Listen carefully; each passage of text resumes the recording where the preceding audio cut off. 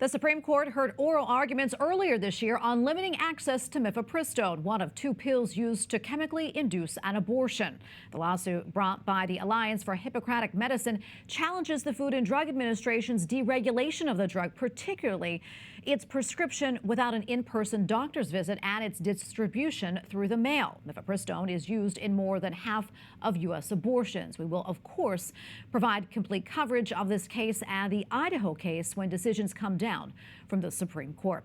On Wednesday, Arizona's State House narrowly passed a bill to repeal a law protecting life from the moment of conception. The pro-life law was recently upheld by the Arizona State Supreme Court and sparked a national uproar from pro-abortion advocates. 3 House Republicans joined Democrats in passing the repeal. It now heads to the state Senate, where Republicans have a narrow majority. Democratic Governor Katie Hobbs says that she will sign it into law if it is passed in the state Senate. A similar case in New York. Catholic and Anglican nuns, as well as other faith organizations, are challenging a New York regulation that could require them to cover abortions deemed medically necessary. There is only a very narrow exemption. Per the state regulation, a faith-based organization would only qualify for an exemption if it primarily employs people who share in its religious tenets and primarily serves people who share in its religious tenets. And that would disqualify many faith-based organizations like the Missionaries of Charity, founded by Mother Teresa, who provide services to anyone regardless of their faith. Eric Baxter, Vice President and Senior Counsel with the Becket Fund for Religious Liberty, is helping to defend the nuns in this case, and he joins us now to talk about the case. Eric, thank you so much for coming on. We appreciate it. First off, can you walk us through this case? Absolutely. This is an effort by the state of New York to force religious institutions to cover surgical abortions against their faith. It's a requirement for all employers who offer insurance to provide this type of coverage. The religious exemption, as you mentioned, is extremely narrow. Jesus himself wouldn't qualify because he served people of all faith traditions. And so it's really just we're asking the court to recognize that people are still religious even when they move outside the walls of their church and serve people of other faiths. This case has already been once to the Supreme Court.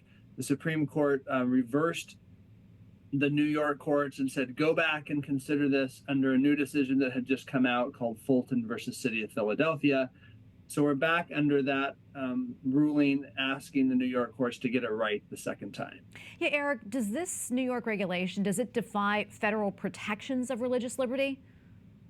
Absolutely. The First Amendment clearly exempts religious organizations from these types of laws, protects their ability to exercise their religion without having to do things that violate their faith. It's, of course, anathema to religious organizations who are here to promote life, to promote goodness, to promote light, to pay for abortions against their will. And so the First Amendment clearly protects that religious conduct, and the statute is wrongly ignoring those federal protections.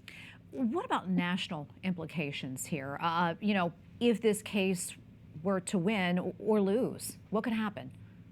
Yeah, if the state prevails in this case, it would send a message to states and governments everywhere that they can trample on religious believers, that they can distinguish between those people who only worship within the 4 walls of their own church and never go outside to serve others.